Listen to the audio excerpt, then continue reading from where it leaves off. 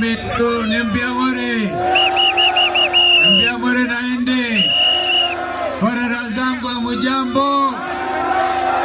Leo naona nitaongeza wasichana wawili kwa sababu mapokezi ya ajabu. Leo kumekucha, asemaye kama kumekucha Kenya nzima, na leo ni leo, asiye na mwana aeleke jiwe. Tunasikia kwamba hapa kulikuwa atina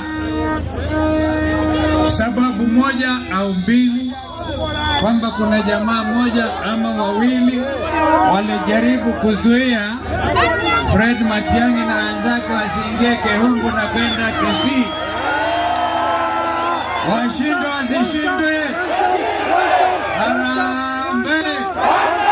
Hapa ni Keumbu, hapa kwa mzee Nyachai, ndipo hapa, yaani hapa ni Keumbu. Nyinyi mnasemaje hapa Keumbu?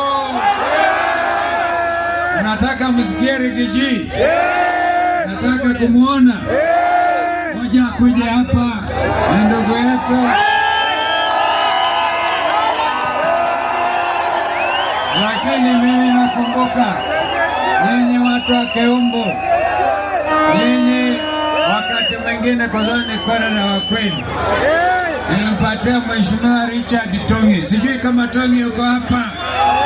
Yule Mheshimiwa Tongi ni rafiki yangu, hata wazazi wake walikuwa rafiki zangu, lakini naona hapa mumezindiwa na Muhindi ambaye aliingia kwa chama cha Wiper.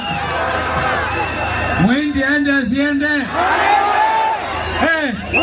Kwa hivyo mimi nimekuwa na mwenendo huo wa kukuza viongozi, na leo tumekuja kumsindikiza ndugu huyu Fred Matiang'i, na tumekuja tuombe muruhusa mtupatie Fred Matiang'i tuende naye Kenya tuunde serikali mpya.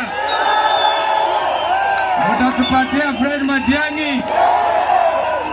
Yaani mnaamini mtampatia yeye, na huko hatutasikia sauti nyingine ama